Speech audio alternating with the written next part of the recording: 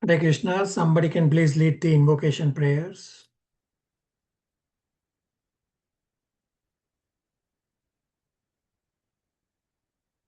Somebody? Hare Krishna Prabhu. Go ahead, Mona. ॐ अज्ञानतिमिरान्धस्य ज्ञानाञ्जनशलाकय चक्षुरुन्मिलितं येन तस्मै श्रीगुरुवे नमः। श्रीचैतन्यमनोभीष्टं स्थापितं येन भूतले स्वयं रूप कदा मह्यं ददाति स्वपदान्तिकं। वन्देऽहं श्रीगुरु श्रीयुतपदकमलं श्रीगुरून् वैष्णवांश्च श्रीरूपं साग्रजातं सहगण रघुनाथान्वितं तं सजीवं साद्वैतं सावधूतं परिजनसहितं कृष्णचैतन्यदेवं श्रीराधाकृष्णपादान् सहगण ललिता श्रीविशाखान्वितांश्च। हे कृष्ण करुणा सिन्धो दीनबन्धो जगत्पते गोपेश गोपिकान्त राधाकान्त नमस्तुते। तप्त कांचन गौरांगी राधे वृंदावनेश्वरी वृषभानुसुते देवी प्रणमामि हरिप्रिये। वाञ्छाकल्पतरुभ्यश्च कृपा सिन्धुभ्य एव च पतितानां पावनेभ्यो वैष्णवेभ्यो नमो नमः। जय श्री कृष्ण चैतन्य प्रभु नित्यानंद श्री अद्वैत गदाधर श्रीवासादि गौर भक्त वृंद। हरे कृष्ण कृष्ण कृष्ण हरे हरे हरे राम राम राम हरे हरे। हरे Krishna.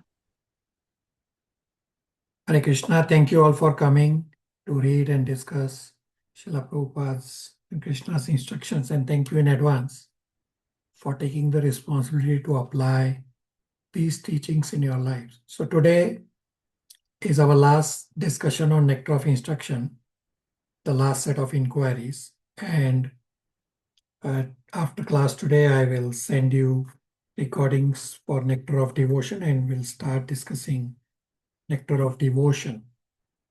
So I'll bring up inquiries on screen. Will be a shorter class, as I had already mentioned last time, with very few inquiries. Question number 1. Why did Lord Krishna and Srimati Radharani did not get married? So there are many pastimes of Krishna that are known only to Vrajvasis. Krishna and Srimati Radharani got married twice. First, when they were as young kids, they decided to get married for fun. So Brahmaji oversaw the marriage, although was for fun, still was actual marriage. Second time, Purnamasi, a gopi, got Krishna and Srimati Radharani married. Now, in spiritual world, Srimati Radharani is in Parakya Bhav.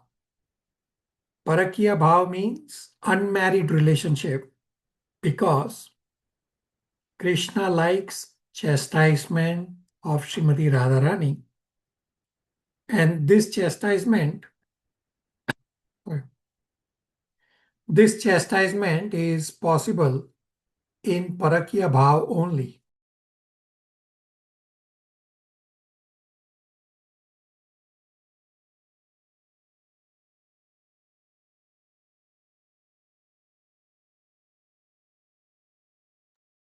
Sorry.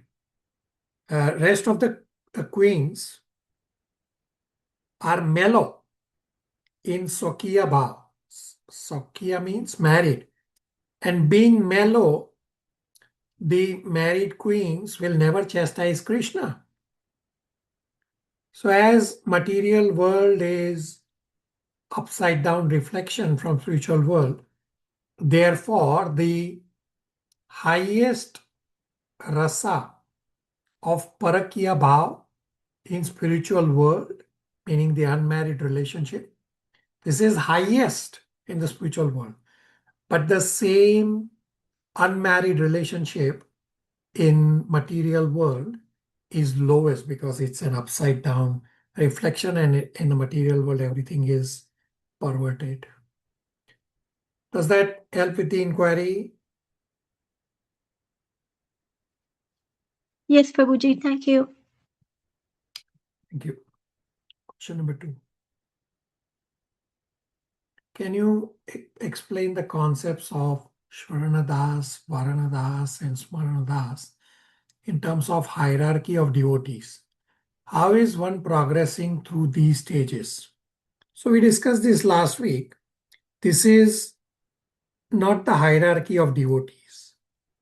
All devotees go through these stages. So we discussed Kramena, Rasana, Manasa, Niyojana, that progressively one's tongue and mind becomes absorbed. And in the purport, Srila Prabhupada elaborates Bhaktisiddhanta Saraswati Thakur's points about these stages. These are different stages of remembrance. So Shravanadas is the stage when we are hearing philosophy. By hearing philosophy, we gradually move forward. In purport, Prabhupada explains that in a neophyte stage, one should engage hearing Krishna Katha. This is Shravanadas, the stage of hearing. This hearing is the most important for us sadhakas. And this is what Srila Prabhupada has given us, that there are Srimad Bhagavatam classes, outreach programs, and now with the internet, there is so much more opportunity for hearing wherever we are, although we should be careful in not hearing anything and everything. We should be conscious of the source. Then is Varanadas, means by constant hearing, one internalizes what he is hearing. So Shravanadas, the initial stage is theoretical hearing. Now you move forward, the Varanadas, that now you are internalizing and you are understanding and assimilating what all you are hearing.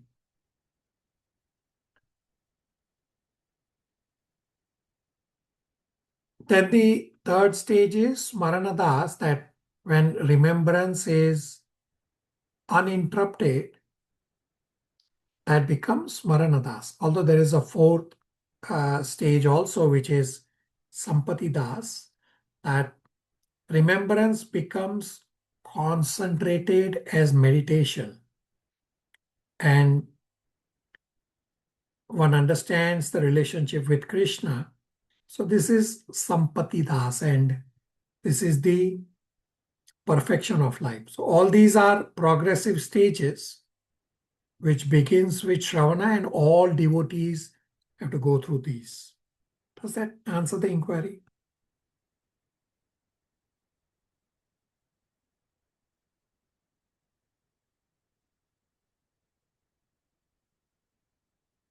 Yes, Uh, Prabhuji. Prabhuji, sorry, Prabhuji. I missed it. What's Smarana Das again? So Smarana Das is when your remembrance is uninterrupted. Kapashi? Thank you, Prabhuji. Yeah. Ria, did you have any question?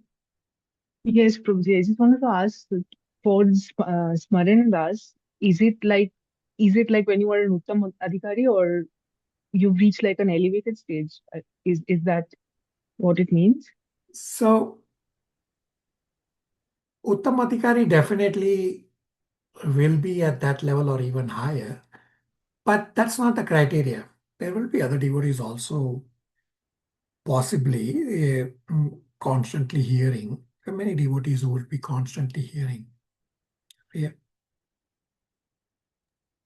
Okay, Prabhuji. Yeah. Thank you. Hare Krishna. Question number 3. Is it possible to attain samadhi state in grahastha stage, or one has to fully renounce? Absolutely yes, it is possible to attain perfection in grahastha ashram. Krishna has also given example in chapter 3 around verse 22 with Janak Maharaj's example that he attained perfection. Now, many spiritual masters have stated that grahastha ashram is better as compared to other ashrams because we are humans. We want relationship. So I have highlighted few times that one of my favorite lecture of Srila Prabhupada is titled How to Find a Grahastha Sannyasi. If anyone wants to listen to this spectacular lecture, you can send me an offline message. Some of you have heard this by getting this from me earlier. Now, Prabhupada's lecture is how to find a Grahastha sannyasi. Grahastha and sannyasi are opposite ashram. So how can Grahastha be a sannyasi? So we have discussed these points in Bhagavad Gita at the start of chapter 5. Also, that Grahastha and Grahamedi comparison are in Srimad Bhagavatam as well as in Bhagavad Gita chapter 3. In Bhagavad Gita chapter 3, comparison is between Karma Kandya. So Karma Kandya is same as Grahamedi versus Karma Yogi. Karma Yogi is same as Grahastha. So we'll soon read the verses I am quoting. So in Bhagavad Gita 3.25, it says Karma Kandya or Grahamedi are attached and less intelligent, while Karma Yogi means a Grahastha is detached and intelligent. So for 3.25, we have heard a spectacular 12-13 minute lecture of Prabhupada where Prabhupada simply focuses on these 2 points. The comparison that Sakta and Asakta, Vidwan and Avidwan, for comparing Karma Kandya Grahamedi versus Karma Yogi Grahastha. So in Srimad Bhagavatam, comparison says similarly that Grahastha lives with family, but focus is spirituality, while Grahamedi lives only for sense gratification and for family. So it is possible to attain perfection in Grahastha ashram as long as one is not attached to spouse, children, wealth, etc., but is simply focused on spirituality. Examples are Srila Prabhupada called his initial disciples greater than sannyasi because they worked in the material world and they handed over all their earnings to Srila Prabhupada for Krishna conscious activities, and the rest of the time, besides their 9 to 5 work hours, every day, these initial disciples of Srila Prabhupada were engaged simply in devotional services. Some of them were Grahasthas also. And example from Srimad Bhagavatam, Kardama Muni in Canto 3 towards the end is one example that he got married to Devahuti simply to satisfy Brahmaji, his father and spiritual master, to procreate. And once the order was completed, means as soon as the son was born, Lord Kapila, who is Krishna himself, Kardamuni left everything and he simply took up Vanaprastha life even when Lord himself is present in Kardamuni's house. And in that purport, Srila Prabhupada explains that even though Lord is himself present in the house, Kardama Muni is teaching us that endeavor for spiritual perfection is more important. And from Srimad Bhagavatam, Canto 5, Priyavrata, so we'll soon read these verses, that Priyavrata had renounced everything based on his spiritual master Srila Narad Muni's advice. While Brahmaji and Swayambhu Manu, so Swayambhu Manu is father of Priyavrata and Brahmaji is father of Swayambhu Manu. So Brahmaji and Swayambhu Manu came to ask Priyavrata to take up responsibility of kingdom and get married. Now both Srila Narad Muni and Brahmaji are superior, giving exact opposite instructions. Srila Narad Muni is saying, renounce everything as spiritual master, and Brahmaji is saying, get married. Exact opposite instructions. So the teaching from Priyavrata's example is to obey the orders of the superior.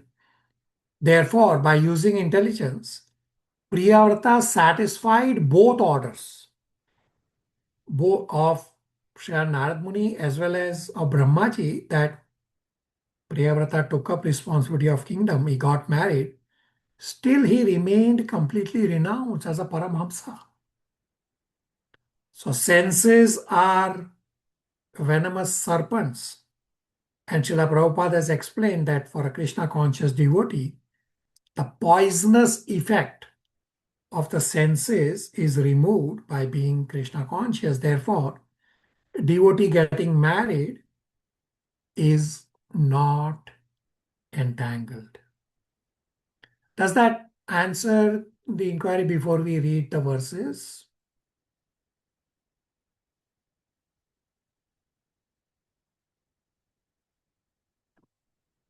Okay, let's read the verses.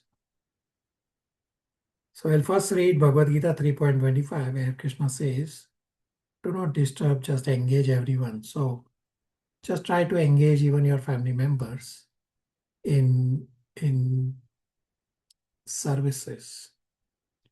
Deepa, are you able to read 3.25 translation from screen?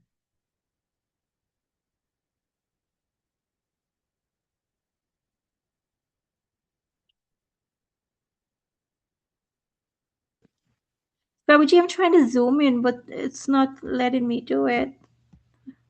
Diksha? Sorry. Hare Krishna. As the ignorant perform their duties with attachment to results, the learned may similarly act, but without attachment, for the sake of leading people on the right path.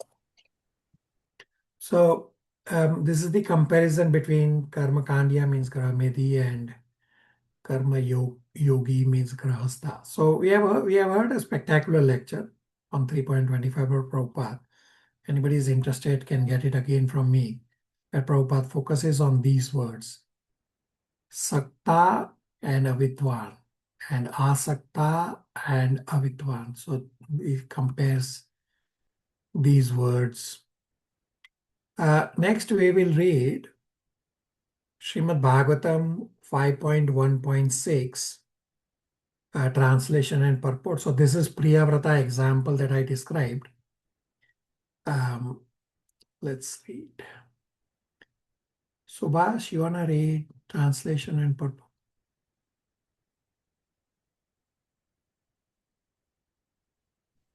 Hare Krishna. Sukadeva Goswami continued, my dear king, Prince Priyavrata was a great devotee because he sought the lotus feet of Narada, his spiritual master, and thus achieved the highest perfection in transcendental knowledge. With advanced knowledge, he always engaged in discussing spiritual subjects and did not divert his attention to anything else. The prince's father then asked him to take charge of ruling the world. He tried to convince Priyavrata that this was his duty as indicated in the revealed scriptures. Prince Priyavrata, however, was continuously practicing Bhakti Yoga by constantly remembering the Supreme Personality of Godhead, thus engaging all his senses in the service of the Lord. Therefore, although the order of his father could not be rejected, the priest did not welcome it. Thus, he very conscientiously raised the question of whether he might be diverted from devotional service by accepting the responsibility of ruling over the world. Purport: Srila Narottama Dasa Thakura has sung Chadiya Vaishnava Seva Nishtara Paecha Keva. Without serving the lotus feet of the pure Vaishnava or spiritual master, no one has ever attained perfection, perfect liberation from material bondage. Prince Priyavrata regularly served the lotus feet of Narada, and thus the prince perfectly understood transcendental subjects in truth, Satattva. The word Satattva means that Priyavrata knew all the facts about the spirit soul, the Supreme Personality of Godhead, and the relationship between the spirit soul and the Supreme Personality of Godhead. And he also knew all about about this material world and the relationship of the spirit soul and the Supreme Lord within the material world. Thus the prince decided to engage himself only in rendering service to the Lord. When Priyavrata's father, Swayambhuva Manu, requested him to accept the responsibility of ruling over the world, he did not welcome the suggestion. This is the symptom of a great liberated devotee. Even though engaged in the worldly affairs, he does not take pleasure in them, but remains always absorbed in the Lord's service. While thus serving the Lord, he deals externally with worldly affairs without being affected. For example, although he has no attraction for his children, he cares for them and educates them to become devotees. Similarly, he speaks to his wife with affectionate words, but he is not attached to her. By rendering devotional service, a devotee acquires all the good qualities of the Supreme Lord. Lord Krishna had 16,000 wives, all of them very beautiful, and although he dealt with each of them as a beloved husband, he was not attracted or attached to any of them. In the same way, although a devotee may enter family life and act very affectionately towards his wife and children, he is never attached to these activities. This verse states that by serving the lotus feet of his spiritual master, Prince Priyavrata very soon attained the perfectional stage of Krishna consciousness. This is the only way to advance in spiritual life, as advanced in the Vedas, as stated in the Vedas. यस्य देवे परा भक्तैर यथा देवे तथा गुरौ तस्यैति कथिता हि अर्थः prakasante mahatmana. If one has unflinching faith in the Supreme Lord and the spiritual master, the essence of all Vedic knowledge is revealed to him. Svetaswara Upanishad 6.23. As devotee always thinks of the Lord continuously while chanting the Hare Krishna mantra, the word Krishna and Hare immediately remind him of all the Lord's activities. Since his entire life is engaged in the service of the Lord, a devotee cannot forget the Lord at any time. Just as an ordinary man always engages his mind in material activities, a devotee always engages his mind in spiritual activities. This is called Brahma Satra, or meditating upon the Lord, Supreme Lord always. Prince Priyavrata was perfectly initiated into this practice by Sri Narada. Hare Krishna. So we read that although the devotee takes care of children, speaks affectionately to the spouse, but the devotee is not attached to all these. So it is possible, but because of our enjoying mentality, it may seem difficult at the start in the Grahastha ashram. But Grahastha ashram is the best suited for spiritual perfection. So those of you who are from Toronto and around area, I have given the example of Dwarkanath Prabhu, our dear Dwarkanath Prabhu, is a live example that Dwarkanath Prabhu was a brahmachari living in the temple ashram. Then he got married. Now he also has a son. But he is not attached. Entire family, the wife is also now initiated. The entire family is engaged in Krishna conscious activities. So it's possible. Initially may seem hard. We just have to work on getting purified. Does that help with the inquiry? So we all are grahasthas, and although one devotee has asked this question, but should apply to everyone and everybody can confirm or disapprove whether this helps or not.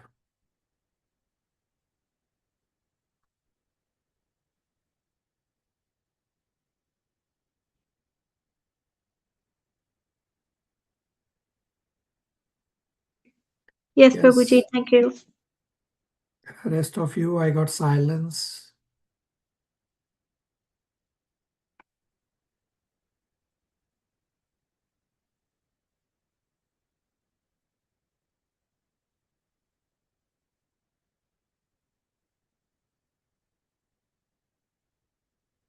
Yes, Prabhuji.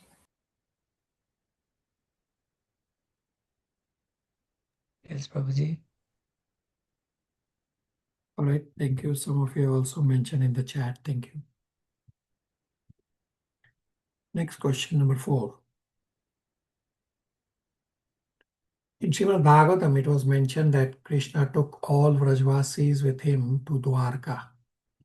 Then why is it mentioned in text 10 that the gopis felt the highest form of separation as Krishna left Vrindavan?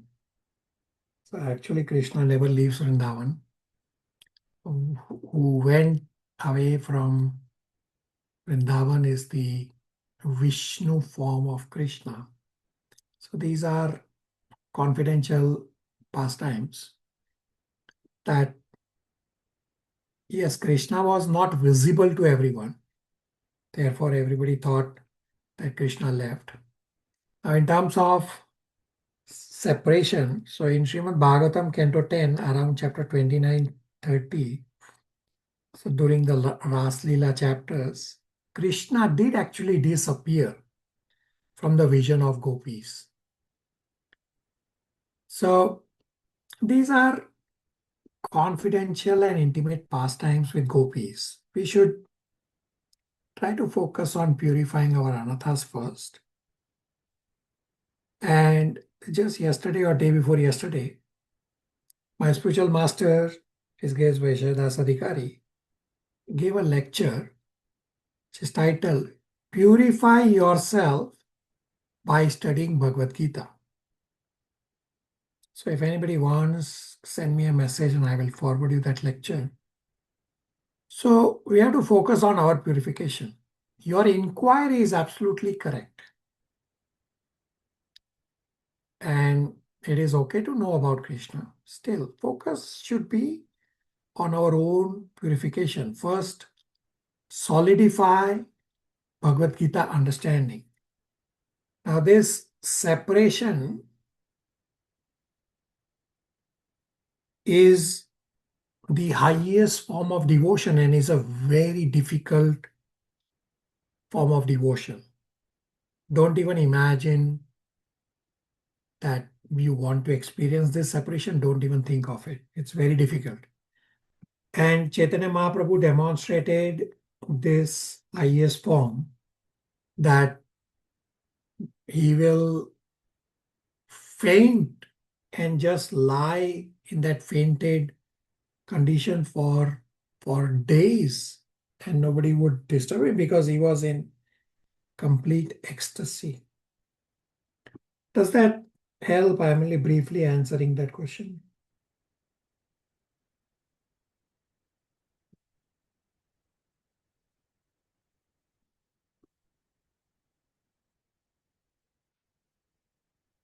Question number 5. Thank you. Why is Srimati Radharani only worshipped in Vrindavan compared to other places in India or the dhams like Dwarka? So like-minded devotees bind together like bees. Therefore, devotees in Vrindavan or Barsana, all such like-minded devotees have assembled. Now, although it is not restricted to Vrindavan and Barsana, you will notice devotees even in Toronto Temple, those who are here in Toronto Temple, that all devotees in Toronto Temple also worship Srimati Radharani quite nicely. And say on Radha Ashtami Day, there is elaborate program, lot of offerings. So it is everywhere. It's just that in Vrindavan and Barsana, the volume of devotees is much more. Therefore, it seems like it's there only, but it's everywhere.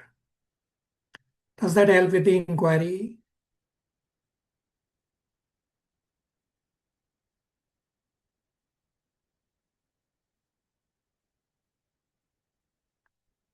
Question number 6.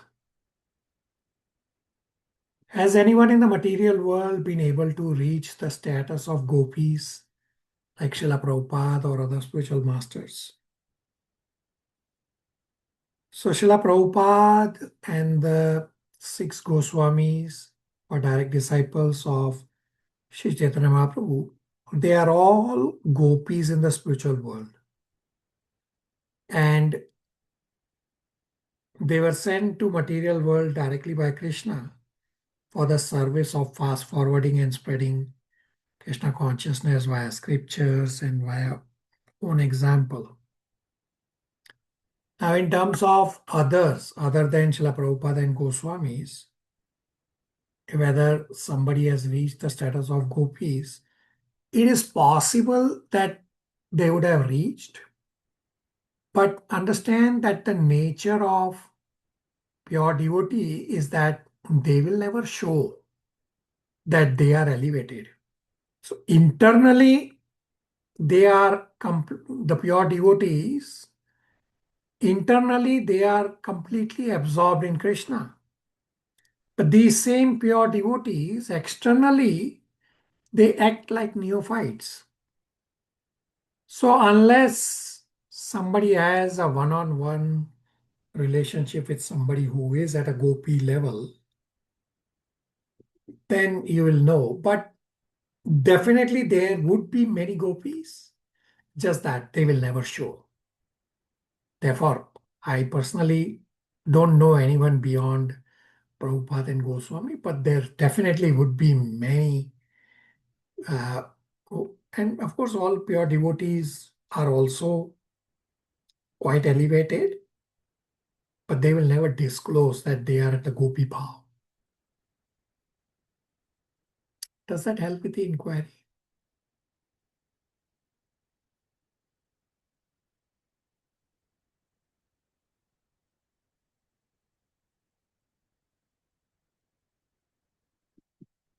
All right. Question number 7. What is the main instruction of text number 9, nectar of instruction? And how does text number 9 guide a devotee's daily practice? So this question number 7 and the next question number 8 will lead into this discussion.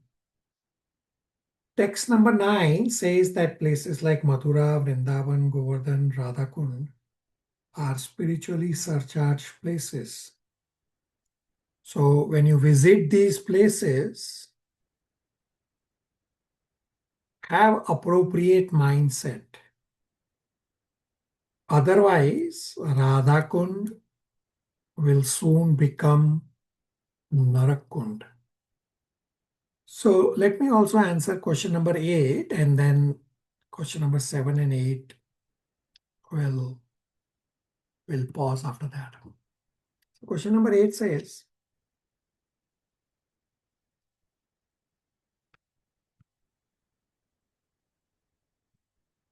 myself and my wife, while visiting Radhakund,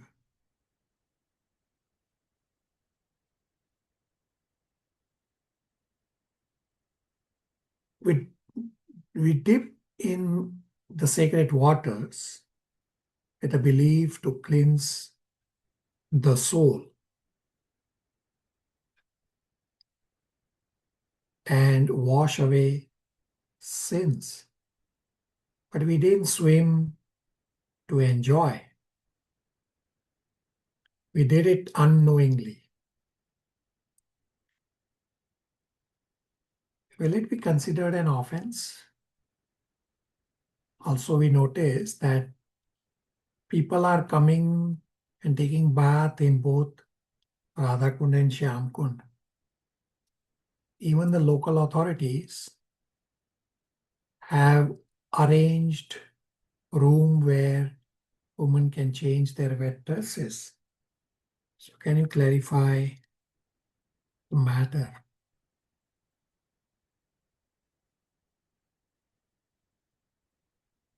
So I will show you visuals for my spiritual master, His Grace Vaisheshikadas Adhikari, that he is dipping the neck beads, right? So this is what you would have heard in the lecture, that dip your neck beads in Radhakund and take 1 or 2 drop and sprinkle on your head. So you have to follow Srila Prabhupada and spiritual master's instruction. So my spiritual master has a lot of neck beads in his hand. So he brings this all over wherever he travels and gives it to devotees. So he's dipping the neck beads in Radhakund.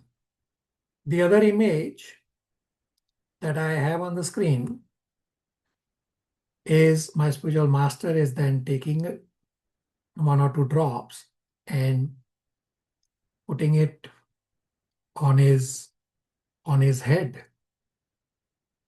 So from the start of Bhagavad Gita, in chapter 1, we have discussed that Guru, Sadhu, and Shastra are our intelligence during the initial part of our spiritual life. So I have also said so many times that if you happen to travel to Holy Dham, connect with me beforehand on various do's and don'ts. Or even if you are traveling from point A to point B, other than travel to Holy Dham, connect with me beforehand to make your travel as Bhakti Yoga. So few devotees have connected with me on this. Many are virtually present among us right now. So in Nectar of Instruction study, we discussed Srila Prabhupada's instruction is to not enter Radha Kund. Rather, dip your beads, sprinkle few drops on the head from Radha Kund. Exactly what we are seeing my spiritual master, His Grace Vaishyadas Adhikari doing. Now, in Vrindavan, someone following a different process is of course a challenge. But we have to follow Srila Prabhupada's and our living Guru's instruction. So if anybody has done this knowingly or unknowingly, what is described in question 8, you please pray to Srila Prabhupada and Krishna next time you are doing your chanting and ever, next time you go to take darshan, and ask for forgiveness for missing out on this instruction. Now understand that there is no ban entering Radha Kund, provided one has the right elevated consciousness. Still, Srila Prabhupada's instruction for all of us is to dip our beads in Radha Kund, sprinkle few drops on the head, and to not enter Radha Kund. So we saw live my spiritual master. I mean, he's a pure devotee. My spiritual master is a pure devotee. He's not entering Radha Kund. Rather, he's dipping the beads and he's just sprinkling few drops on his head. So we have discussed this in Nectar of Instruction, Sato Vrite, means following the footsteps of previous Acharya, Tat Karma Pravartanat, right? And Sato Vrite, to follow and associate with elevated devotees. So my spiritual master, how did I get this picture is, we have a WhatsApp group with our spiritual master for all his disciples and aspiring disciples, where all these pictures, all his travel, all his instructions get posted on a day-to-day basis. So this is how we follow. The spiritual master sends instruction every day. This is what we have to do. Does that help with inquiry number 7 and 8?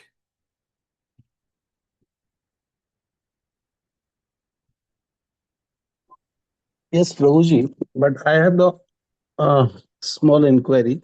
Yeah. In Nectar of Instruction, text 11, in the purport in the second paragraph, it is stated that a devotee will at once develop pure love of Krishna in the wake of his gopis if he once takes a bath in Radha Kunda. Yeah. So that is a, just can you please tell me?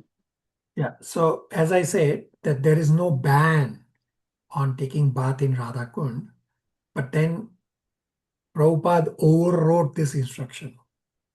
So there's no ban in entering Radha Kund provided you have the right consciousness.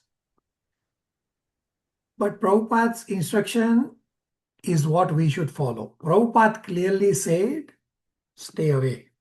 Don't enter Radha. Yes, nectar of instruction purport is saying that you are correct, but don't enter. So we have to understand scriptures based on what acharyas are telling us. And why Prabhupada is saying do not enter, because judge for yourself. What is my consciousness? Am I pure? Radha Kund is the most dear to Krishna. And we just saw live what is my spiritual master, although he's a pure devotee, is following Prabhupada's instruction. Do not enter Radha Kund. That sprinkle drops on your head and dip your japa beads or neck beads. So acharyas tell us the appropriate according to our level. Yeah, you are correct, Path Prabhu, that nectar of instruction purport clearly says, and even before you said, I already said that there is no ban on entering Radha Kund provided you have the right consciousness. Still, Prabhupada overwrote that line from purport. The purport is written by Prabhupada. But then Prabhupada is overriding that by saying through his lectures that do not enter Radha Kund. Path Prabhu, everybody, does that help? Yes, Prabhuji. Now clear. Hare Krishna. Everybody on the same page? Questions, comments, realizations?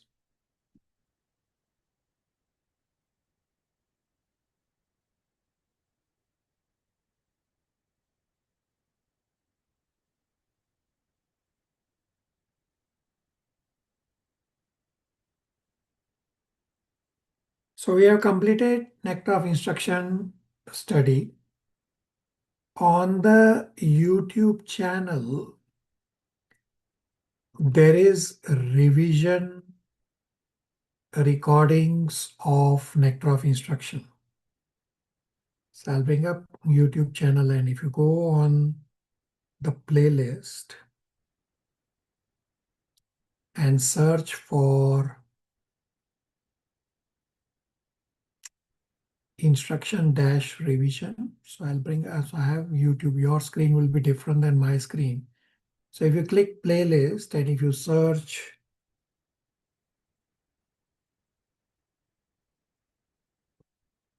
so you will get revision, and if you click videos, so there is revision recordings. Now you all are not in this batch, we are not doing revision. So there is a revision. In this revision, devotees from batch 3 and 4 have done the presentation, as well as there is a reading of the entire Nectar of Instruction also in all these recordings. So whichever preface text is being discussed, the whole reading is also there. So it's a good resource that you all should do this revision recording, listen at your own pace. But yes, ideal is in this batch, I did not do revision. Ideal is to do the revisions also, so that what we discuss verse by verse in granular detail, then you have an overview and you connect all the dots as well.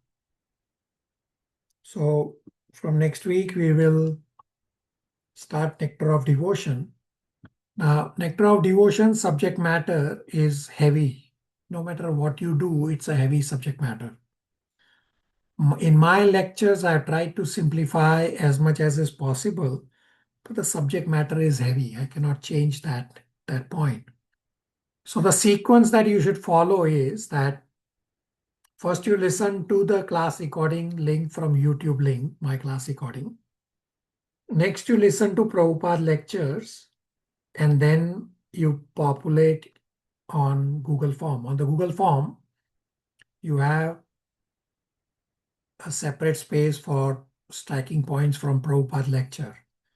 Now, Nectar of Devotion, entire learning or majority of the learning will happen from Prabhupada lectures.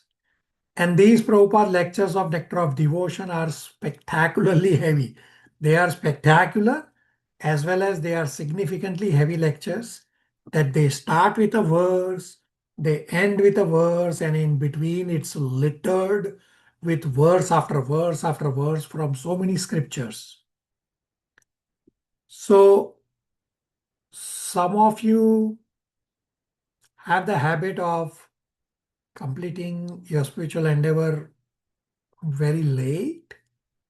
For Nectar of Devotion, recognize that you have an additional lecture to listen to, and at some classes you may have 2 Prabhupada lectures. So you will have a lot of time required for just my class recording, which is itself heavy, and Prabhupada lectures are out of the world heavy. But the learning will happen from Prabhupada lectures.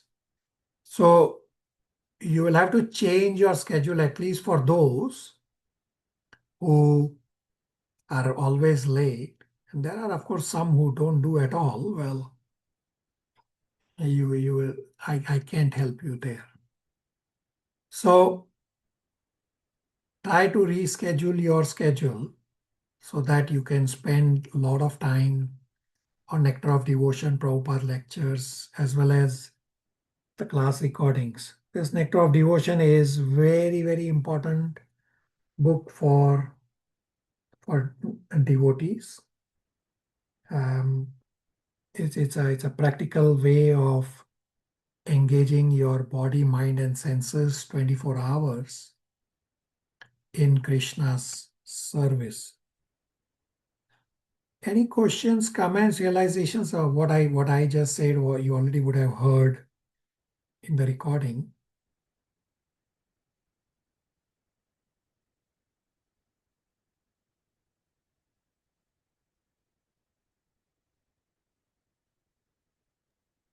Prabhuji, I have a small question regarding that Nectar of Devotion.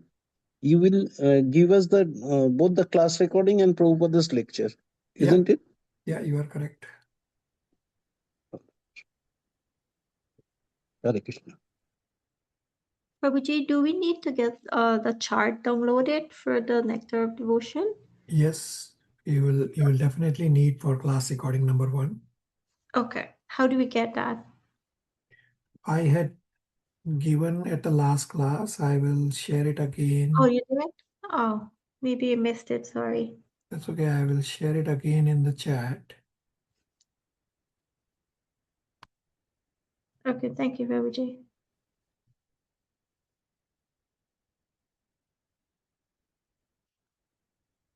So I have shared again in the chat, and those who will be listening to recording, if you don't have it, you can get it from me again. Although those who were listening, I already sent it last week, but in case if you need, get it from me again.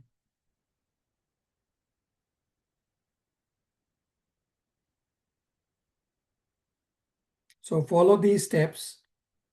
That first listen to the my class recording from the YouTube link, then Prabhupada lecture, which I will post in the WhatsApp also, and then complete the spiritual endeavor. Try to reschedule your schedule and try to complete sooner than later, because there's a lot of things to absorb. The Nectar of Devotion is not theoretical. It's a very practical. It's a very heavy, and there will be a lot of things to absorb. So the sooner you do it, the easier it is that you keep thinking about it. Is that doable by everybody?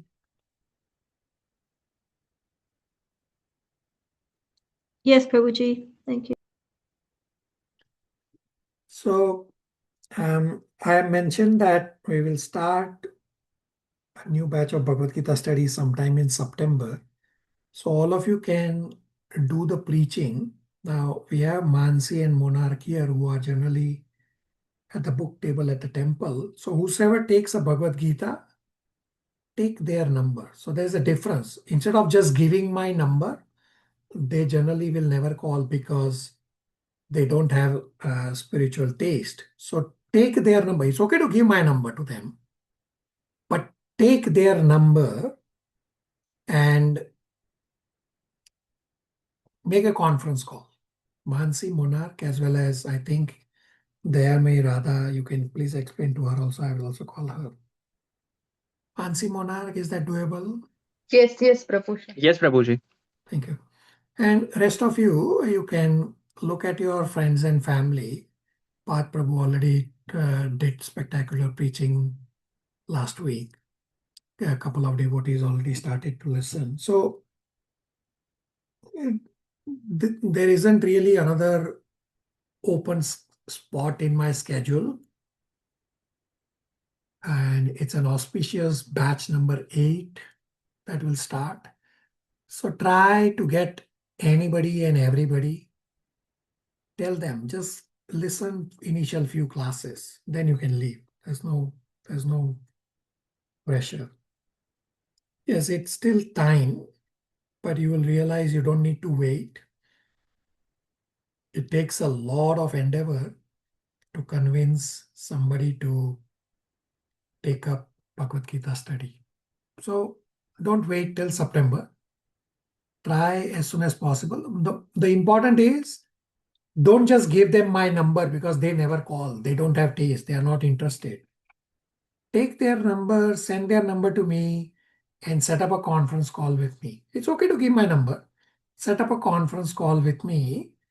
That way you use that hook to hook them to Krishna. So those who are preachers, you have seen this hook concept quite often, or you have heard about. So that's what you should do. All right, I don't have anything more to discuss. You all can please provide me feedback.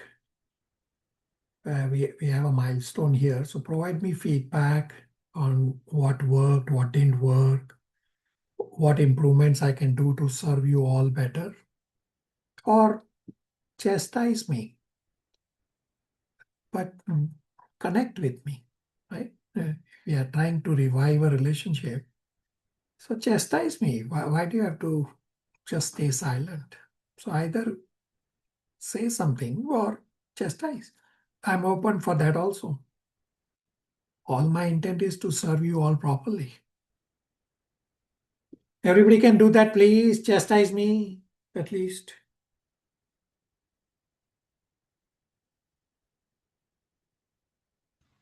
Prabhuji, I don't see any faults with you, so I wouldn't do that. I have a lot of faults. Well, I don't see any. I am full of anarthas. I am full of faults. Well, I don't see them. Yeah, because you have elevated vision. Thank you. Hare Krishna. All right, we'll stop here. Hare Krishna, everybody. Hare Krishna. Thank you. Thank you, Prabhuji. Hare Krishna.